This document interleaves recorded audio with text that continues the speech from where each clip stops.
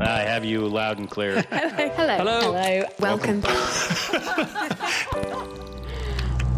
Science. And that is to say, physics, medicine, nature, or space, time, the brain, life, the universe. Hello, welcome to The Naked Scientists, the show where we bring you the latest breakthroughs in science, technology and medicine with Katie Haylor and Chris Smith. This week, what will the new normal look like? We delve into the future of healthcare, education and transport. Plus in the news, loss of smell is added to the list of coronavirus symptoms, but why has it taken so long? And how safe is it for schools to reopen? The Naked Scientists podcast is powered by ukfast.co.uk.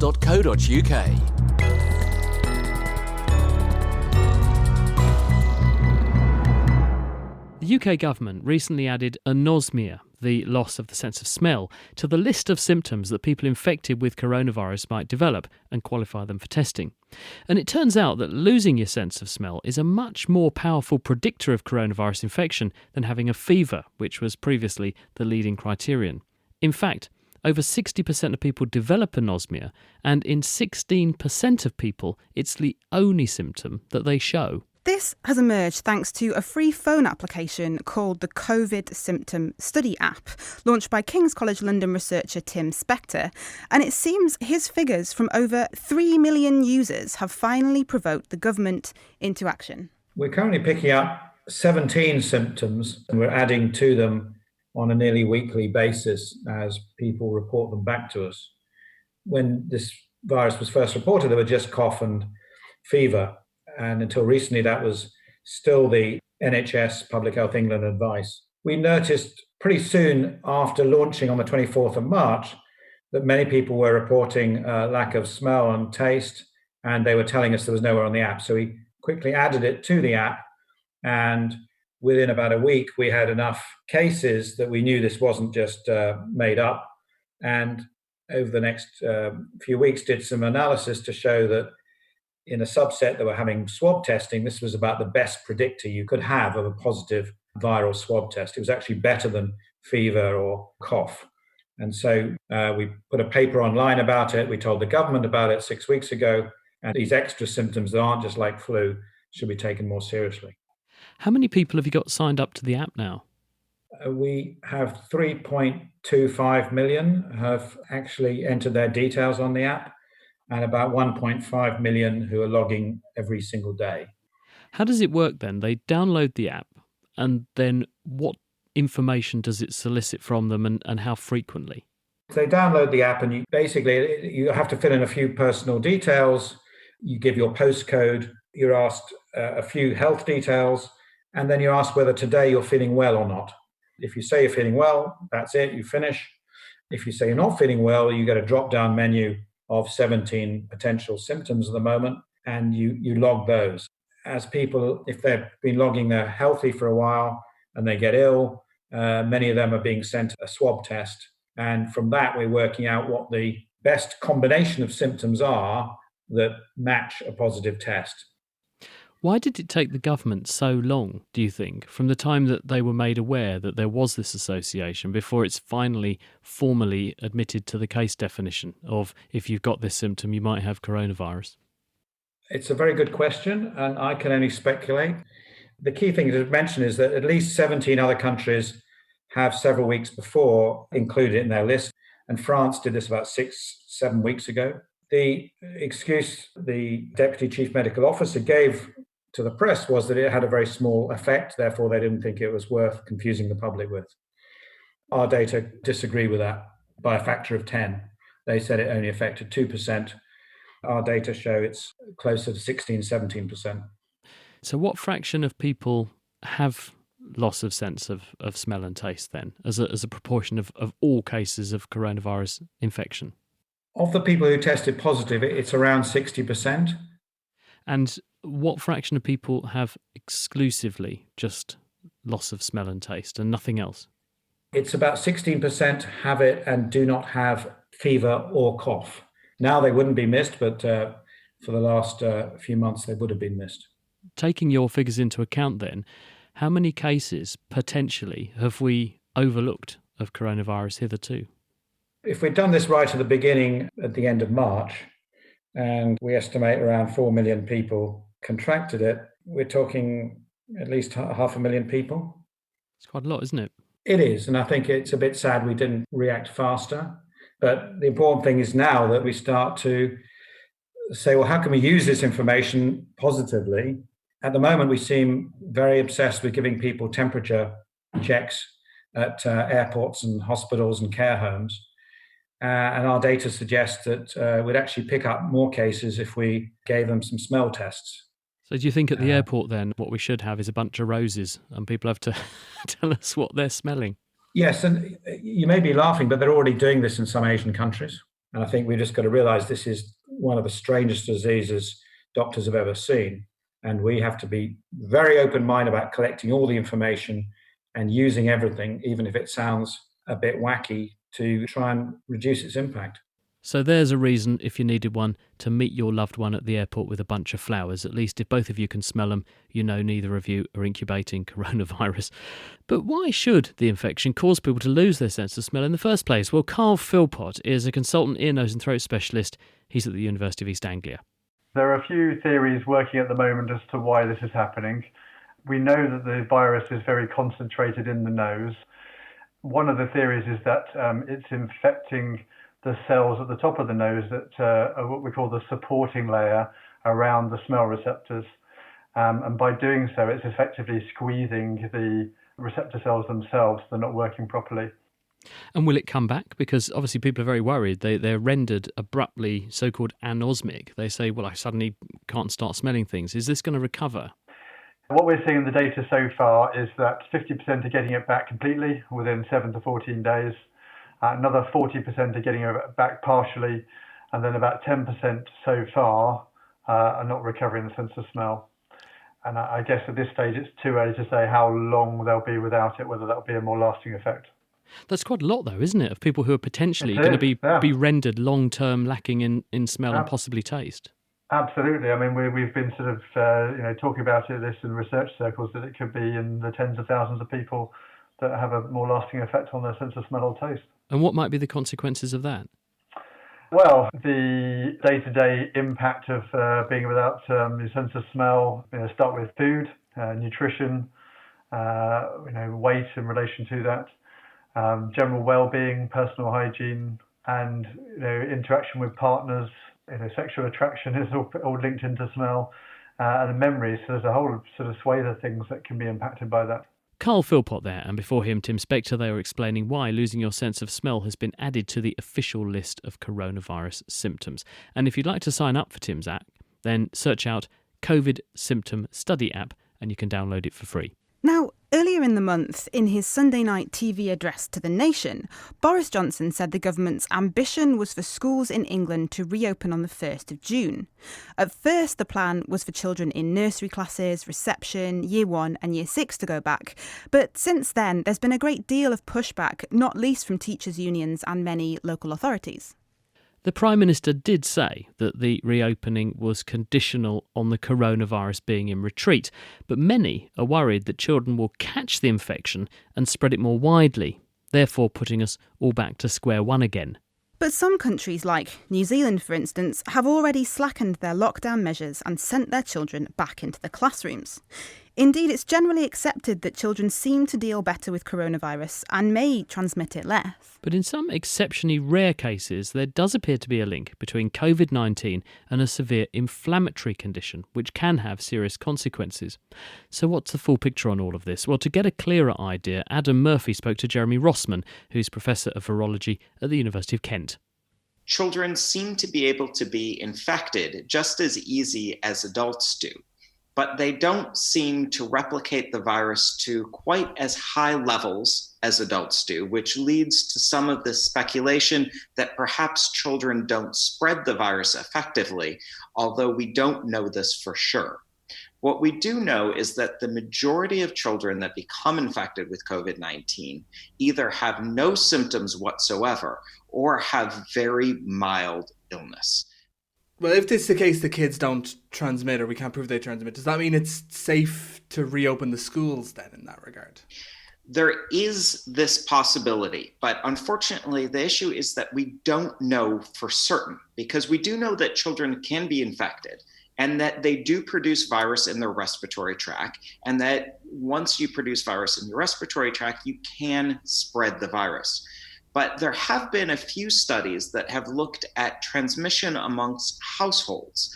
And what they've seen is that children don't seem to be the ones that bring an infection into the household. They can be infected by other members in the home, but they don't seem to be the primary ones that are bringing the infection in. And if schools were in full operation, maybe we would see more spread that is mediated by children.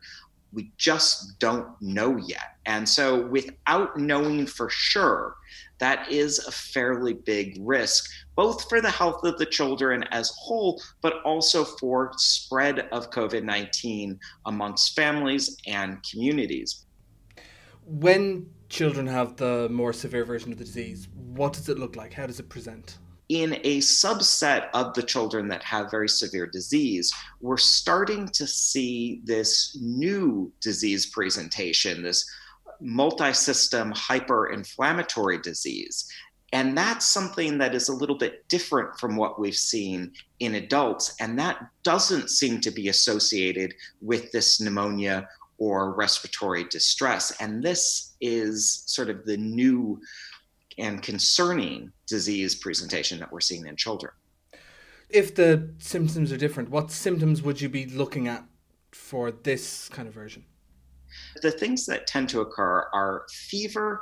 Again, fever seems to be one of the most common disease symptoms in any form of COVID-19. So what we're looking for is fever and a combination of other symptoms. So fever and perhaps a rash, or fever and what seems to be the most common indicator is severe abdominal pain or any sort of gastrointestinal disease, diarrhea, vomiting, upset stomach. These together with fever are a really strong indicator that it's time to seek medical attention, because they could be, not necessarily, but they could be an early indicator of this multi-system hyperinflammation. And so it's important to really take action if you see these symptoms. And what can it lead to? What problems can this inflammation cause long term? So this disease has a lot of similarities with two other diseases. This is Kawasaki disease and toxic shock syndrome. Now, it's not either of those two diseases. It just has a lot in common. So Kawasaki disease, this is where you get inflammation of blood vessels. And we see inflammation of blood vessels in this new disease. And part of the problem with that is that, first of all, if you get inflammation of the blood vessels, this can be very damaging to your body as a whole, but specifically, it can be very damaging because you tend to get a lot of inflammation of blood vessels around the heart. And this can cause heart disease and is one of the reasons why it's so important to treat early. The other disease that it tends to be associated with is this toxic shock syndrome. And this is a massive, robust activation of the inflammatory system, part of your immune system. Toxic shock is associated with bacterial disease, and that's not what's causing this whatsoever. But what we are seeing is this hyperinflammation of the immune system, what we call a cytokine storm.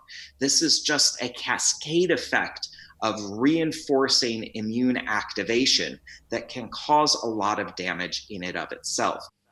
Indeed, as many are saying, this is a very strange virus. Jeremy Rossman there. Critics everywhere are raving about the Naked Genetics podcast. I wish I could show you. It's beautiful. This is really exciting. No, that is actually quite disgusting. Potentially a global phenomenon. I'm out of here and I'll be watching YouTube instead. Come on and join me, Phil Sansom, every month as we shrink down to microscopic size and understand the quirky code inside all living things. From the science behind the headlines. SARS and COVID have hijacked this essential protein and in the process wreak havoc in the patient. To the obscure and unexpectedly fascinating. It's not overly pleasant to send a diver swimming through a massive plume of whale shark poo, but you've got to make these sacrifices for science. Subscribe to Naked Genetics on your podcast app today. On the way, the birds who've flown in to breed in Britain after a break of 6 centuries, and what will the new normal look like in the coronavirus aftermath? Science and scientists, those in the various disciplines from biology to astrophysics, from mathematics through to chemistry, have all had to adapt to this new normal of the coronavirus pandemic. Whether it's working from home to having to find new and quicker ways to communicate solutions, there have had to be some big changes. But as Adam has been finding out, the world of science knows a thing or two about adapting and changing. Given the current crisis, scientists have had to go through the same measures as the rest of us and are now working, at least physically speaking, alone. This wouldn't have been a problem to scientists of the past who nearly always worked alone. But how did we get from there to here? I spoke to Jane Gregory, Programme Director of Science Communication at the Institute of Continuing Education in Madingley, about this shift in how science works. The kinds of people we now call scientists didn't really start working together until the 17th century. So before then, if you were a person with special knowledge about nature, it was considered important to be on your own. There was a sense that by isolating yourself with nature, you could somehow come to understand it more deeply than if you were living among people. Now, in the 16th century, very wealthy people would see the value in having these experts to hand, not sending a messenger out into the woods to look for the herb lady. So they might set up a little shed or a cave or something on their estate and have their wise man or wise woman to hand. But working like this couldn't last, as the world of science was about to find out.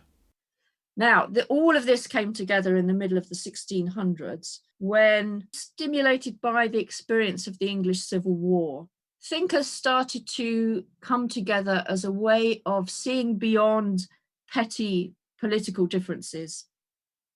And with the founding of the Royal Society, which is still around today, of course, scientists explicitly asserted that it was better to work together and share information than to work apart.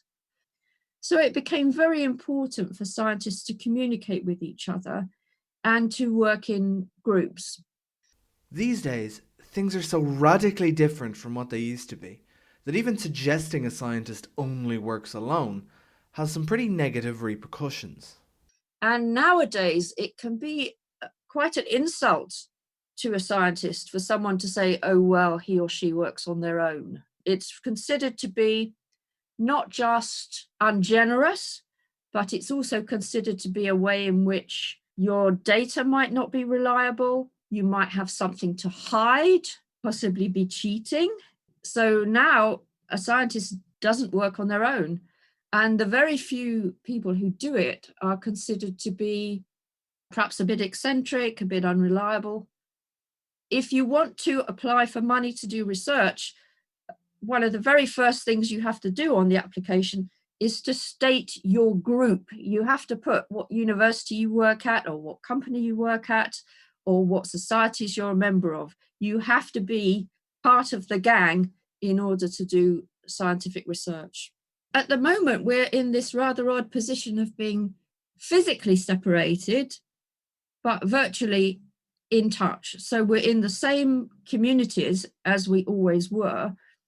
And although scientists were quite slow to pick up on social media, for example, compared to other professions and other social groups, they do now operate pretty well in the virtual sphere.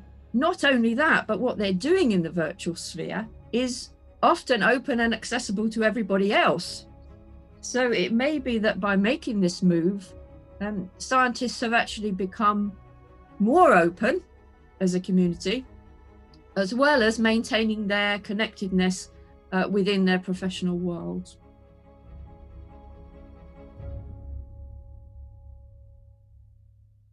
Jane Gregory, who lectures in science communication at Cambridge University's Institute of Continuing Education, which is also the headquarters of the Naked Scientist. Check them out online at ice.cam.ac.uk if you'd like to learn more. And finally,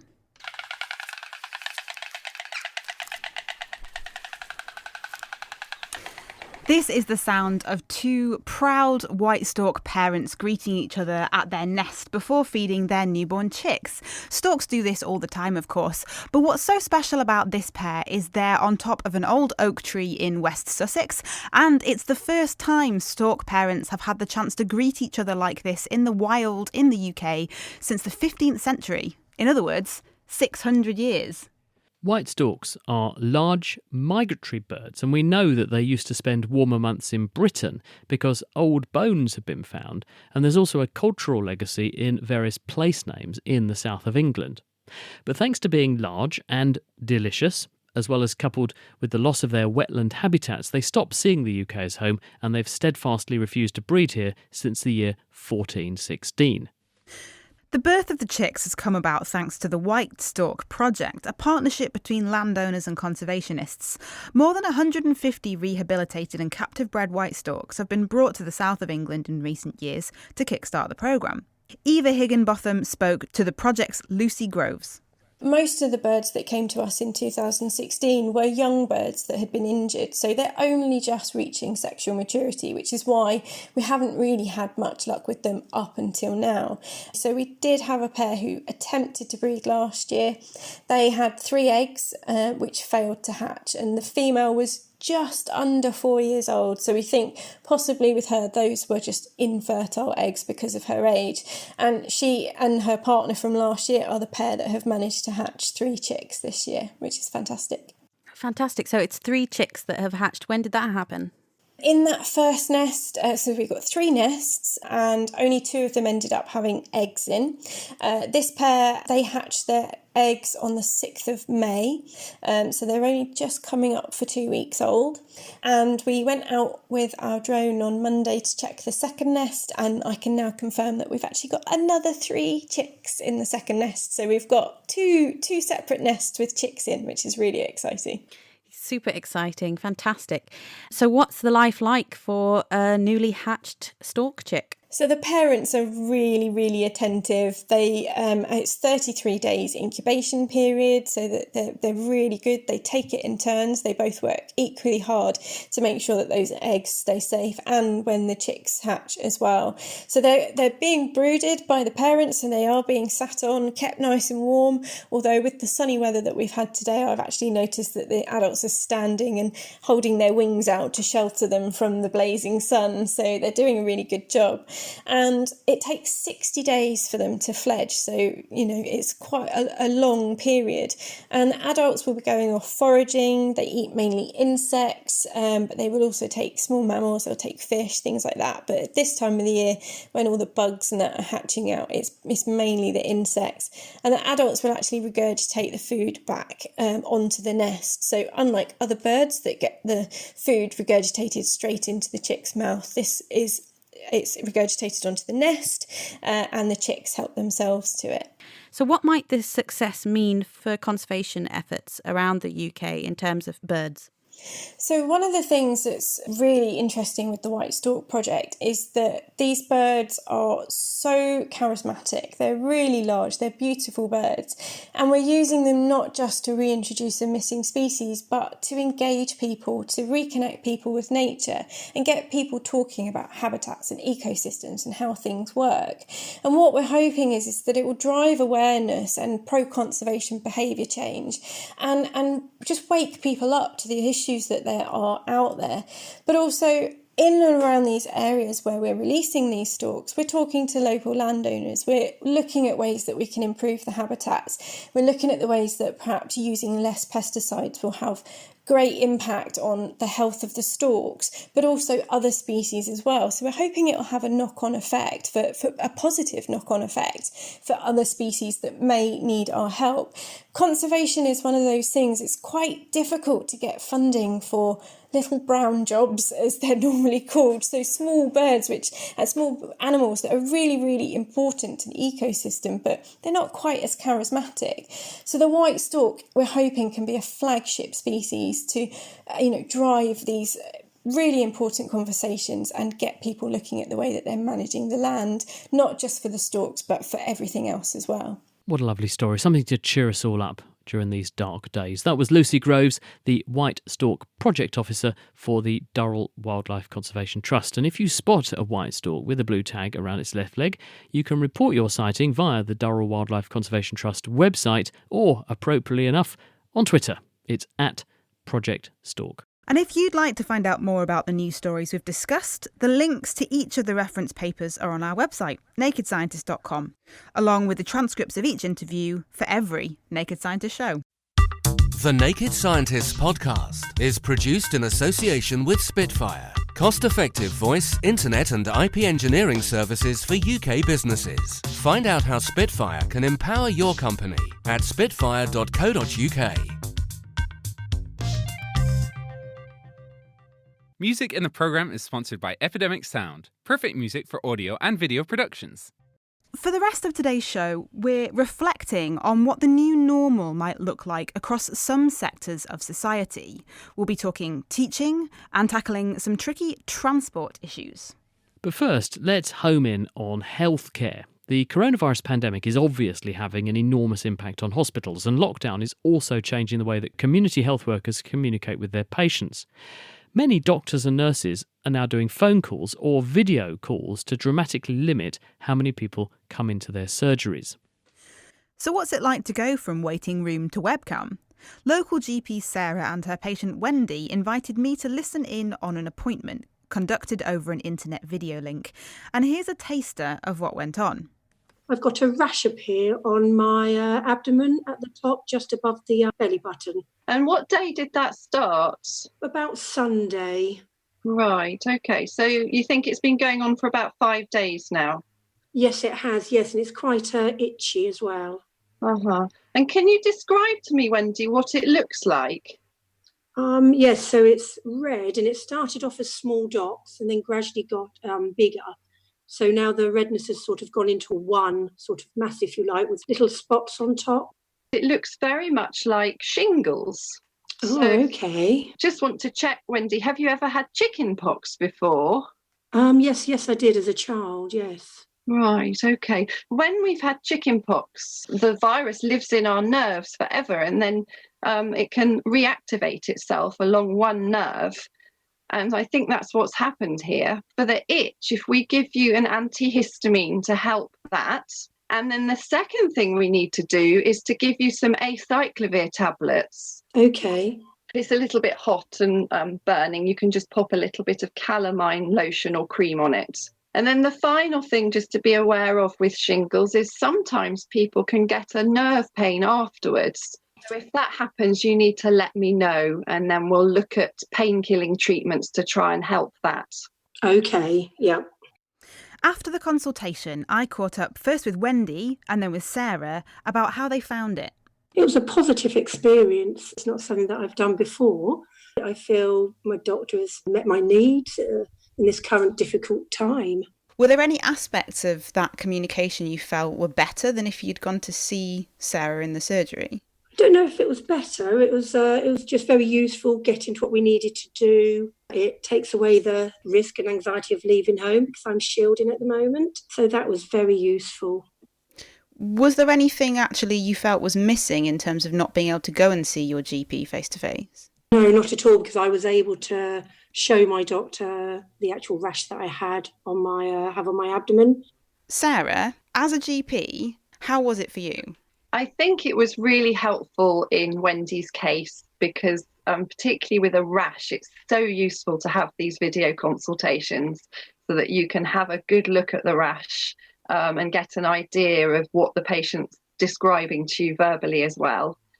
It does have some drawbacks sometimes. If the camera's perhaps not as clear as seeing someone face to face, it can be a little bit difficult to see some things.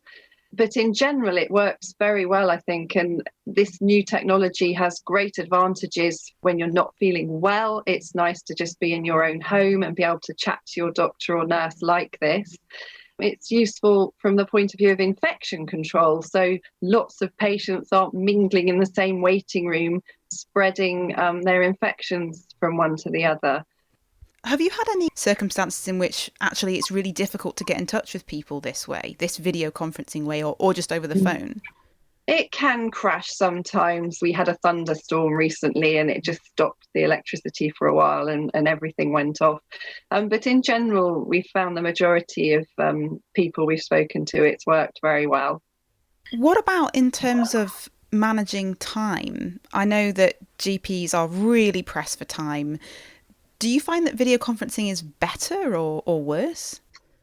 Yeah, I'm finding it a lot better, actually, because I have my list of perhaps 15 or 16 patients to speak to in a morning, and I can scan down the list and deal with any urgent things first.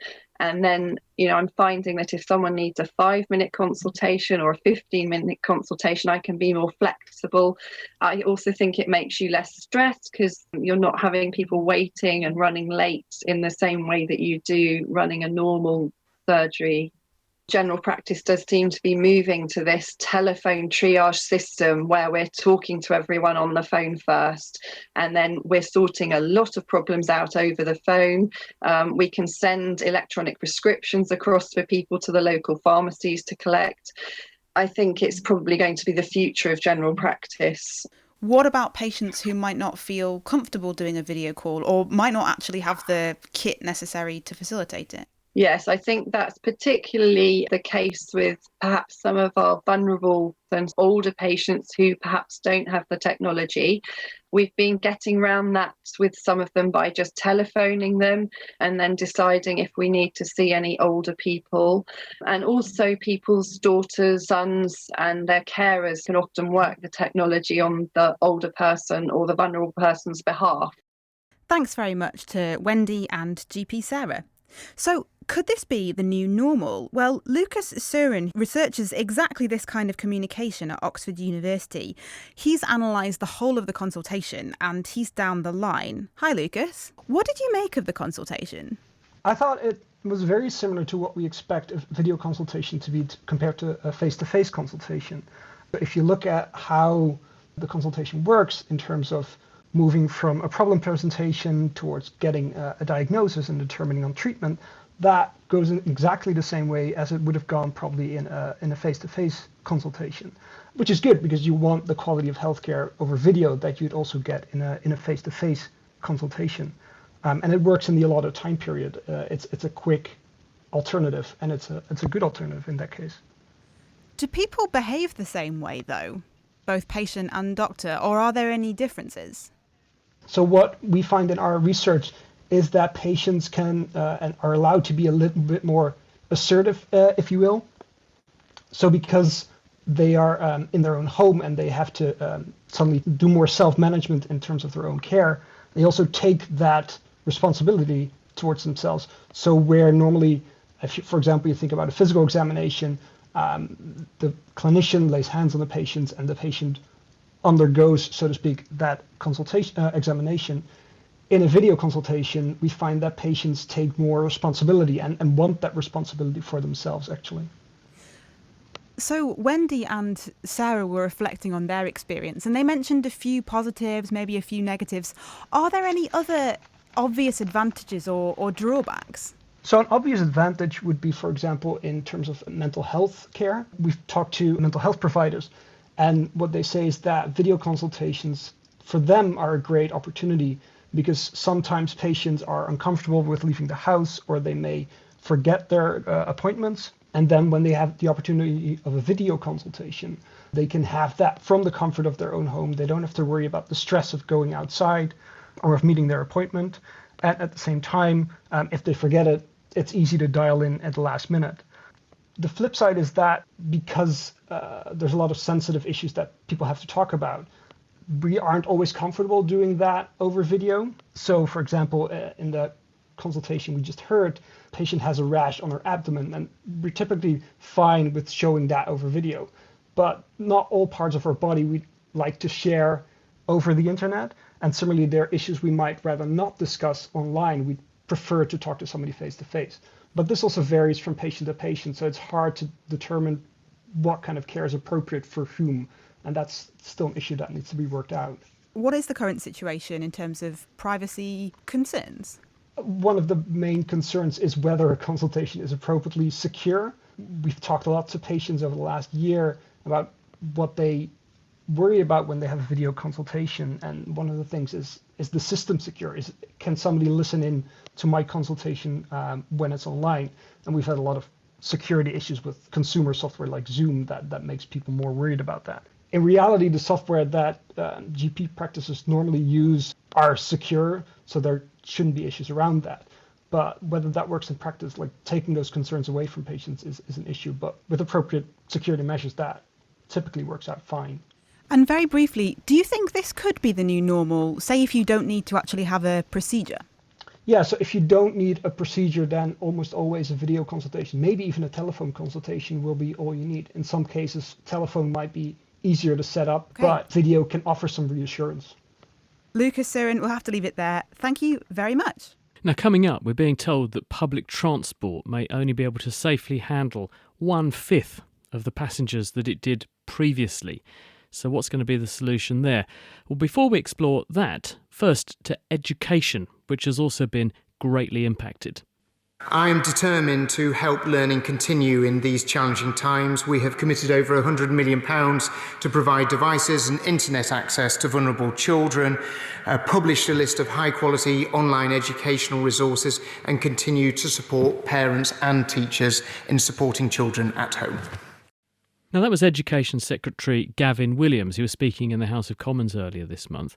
Holly Linklater, meanwhile, is a former Cambridge-based primary school teacher. She's now directing Edinburgh University's primary education programme, and she's been involved in organising regular seminars for teachers, young people and parents about learning during the lockdown.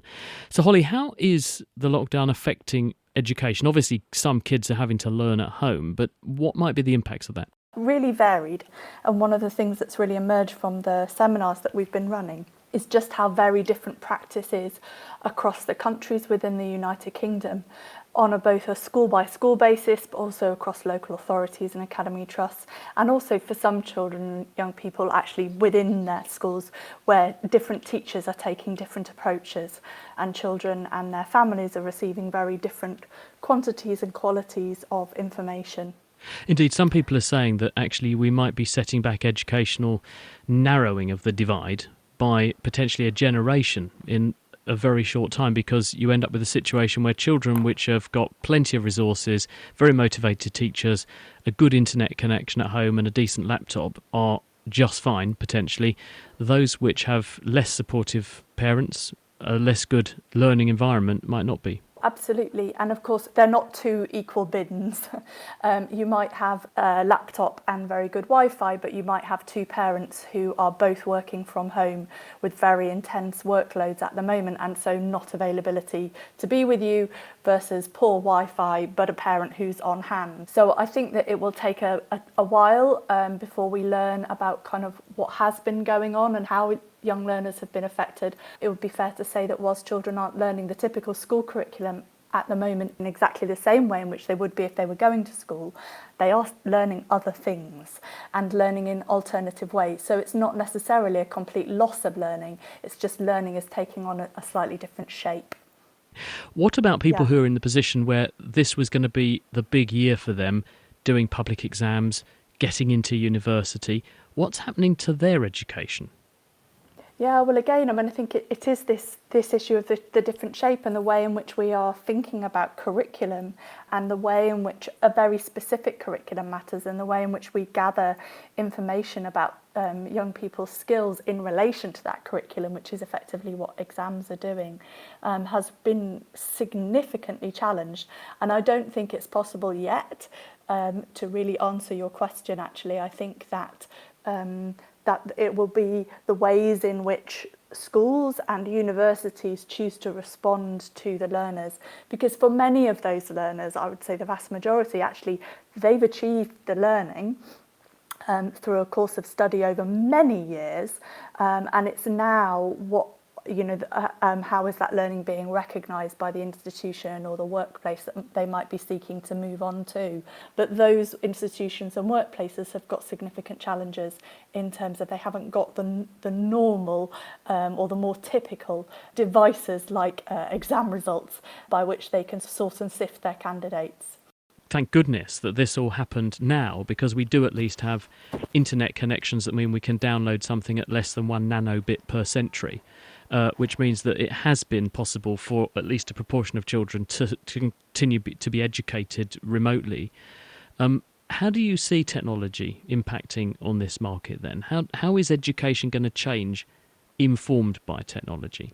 Probably the most useful concept to hold in mind is the idea that what we're going to be doing is entering into a new sort of conversation about the way in which we conceptualise or imagine how teachers will work.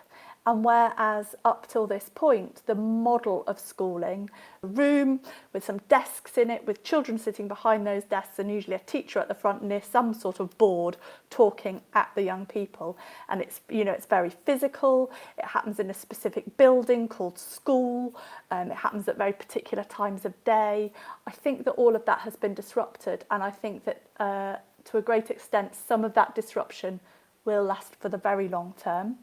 I think in the medium long term, there is this real challenge around what capacity schools have in the short term to bring people in face to face, and to what extent the limitations of that capacity are going to necessitate what's generally being called blended learning. I have to say there is quite a lot of confusion around what we mean by the idea of blended learning. Generally accepted, it involves technology as some part of the way in which young people will access the resources that they might use in order to engage with opportunities. Is there also a real risk that these children are going to be guinea pigs? Because teachers are very good at teaching because they've learned to teach well, doing it the way we have for a really long time, some of them. And children have learned to be taught that way. So we're going to have to reteach teachers to teach, and we're going to have to reteach kids to learn. Potentially, but also potentially a really exciting opportunity, because don't forget that although we do have a system that people are very used to at the moment, we have huge issues of inequality within our education system. It's a well-recognised problem that parental income is the greatest indicator of educational outcomes for young people. The kinds of opportunities that we might be developing through these kind of innovations that this change might be necessitating teachers to make could be a really fantastic opportunity for some of those inequities to be addressed. It's far too early to tell. One of the really big differences that I've become fascinated by in the last few weeks has been how the grouping of learners has changed so significantly, that within a school context, children are batched according to age, and they are most typically taught in single age classes.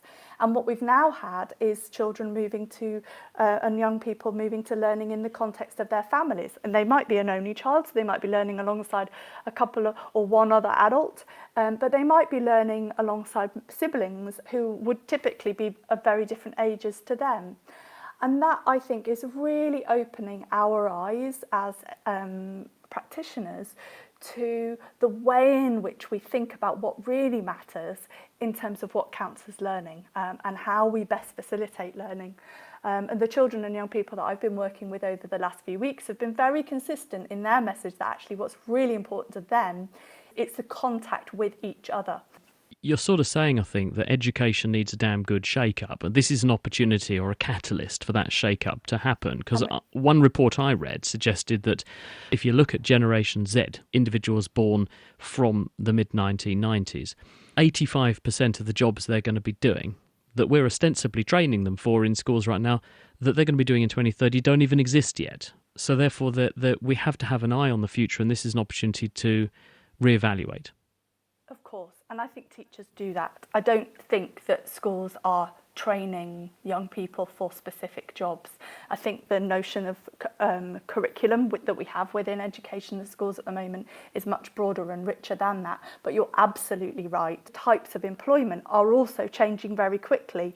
And that's really different to, for example, 50 years ago, where you might well have been able to predict the sort of job that you were going to get when you grew up. And also that you would do that with some sort of expectation that you'd probably be in that job for a significant number of years, quite possibly your entire working life.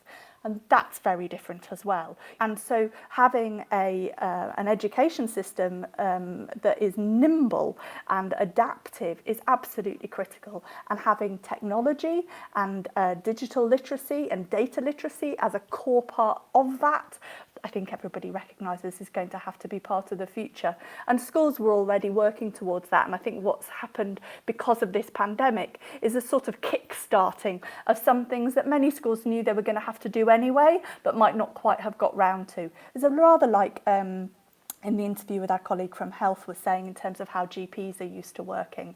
I think the really big difference that we have in terms of the provision of education and schooling with the use of technology that is very different for schools than it is for that example of how a GP appointment might work, is that actually education is not simply about a relationship with an individual. That's part of it, but it's not the whole thing. That actually the way in which humans learn as social animals is very, very important.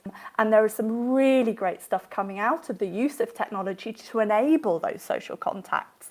And I think it's really important that we, as educators, hold that in mind and that we don't just reduce the communication that we are using technology for to being simply of that very kind of one-way teacher-pupil and hopefully a little bit of pupil back to teacher relationship, that actually pupil to pupil is also incredibly important. Holly Linklater, it's been lovely to talk to you. Thanks for joining us.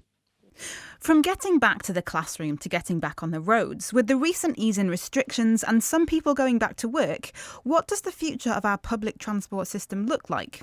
Darren Capes is a transport expert from the Institution of Engineering and Technology. Darren, how would you summarise the ways in which lockdown has impacted public transport? I don't think it's a great surprise to anyone to say that public transport has been hugely affected.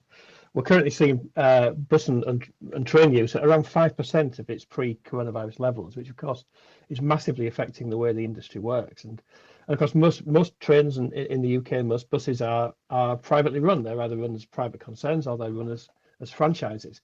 And this means that they are very much reliant on the money that they make through ticket sales. And that, of course, has completely evaporated at the moment. So they are fundamentally now being paid for and operated by the government, which is a massive change.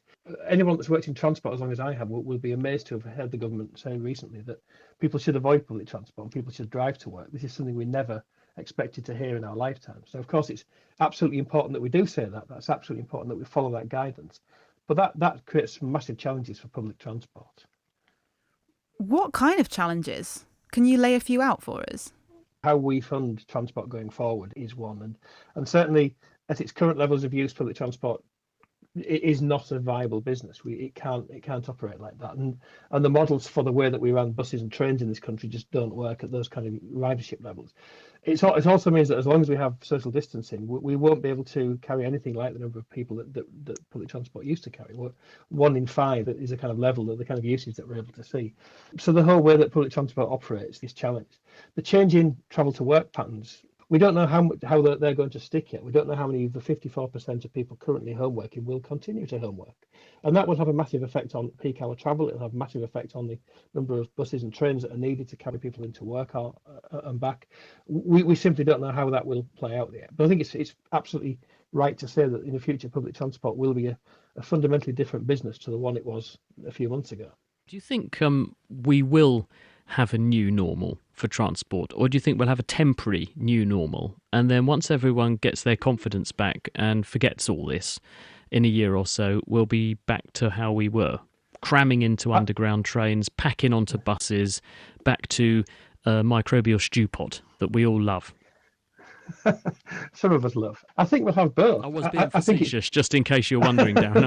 I don't think there's a single commuter among us that would welcome a return to where we were, but unfortunately, part of me suspects that's the way we're going to head, isn't it? I think so. And I think looking back, we will also that some of the things we used to do feel very strange now. But we are heading for two stages of this. I don't know how long social distancing will continue, but I think it's likely to be quite a long time. I think public transport will feel very strange in that period. I hope it's not so long that we have to fundamentally redesign public transport to deal with it. I hope we get back to a new normal soon enough for us to be able to think about what public transport looks like in the longer term. But I think it's absolutely the case that it may well be a very long time before we all want to cram onto the Victoria line at 8:30 in the morning again, even if we're allowed to. As I say, the 54% of us that are now home working, many of us will want to continue to do that. Many of us will work shorter weeks in the office. The morning and evening peaks, which are the sort of defining thing that public transport has to deal with at the moment, they will look very different, I think, in the future. And that will fundamentally alter the way that transport works. And that will fundamentally alter the way that we finance transport, how we pay for major infrastructure, how we pay for new trains and new buses, etc.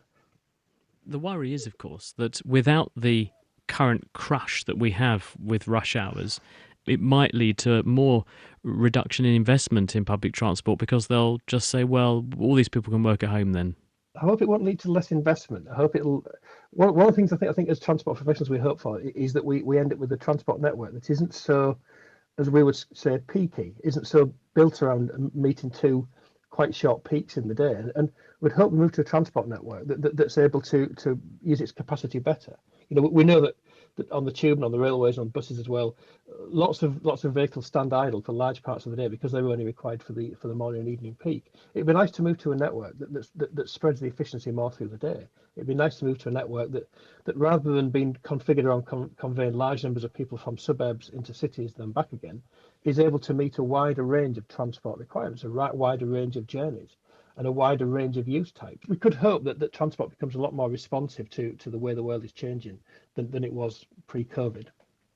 So when Grant Shapps, Transport Secretary, when he says that we can only move a fifth of people with our current rolling, rail stock, transport networks and so on, in order to observe social distancing and so on, is that if we tried to assume the current model of how people rush to work and rush home, if we were to take into account the ideas that you're putting forward, that perhaps we all decide we don't like the rush hour and we're going to stagger how we get to work and go home from work, actually, when one looks at how that might be serviced, do we have a more sort of theoretically feasible infrastructure at the moment to service that sort of industry? And do you think that will be the way it goes for that reason? When the peak hour becomes completely saturated, people do move their journeys. They travel to work earlier or later. We see the length of the peak spreading.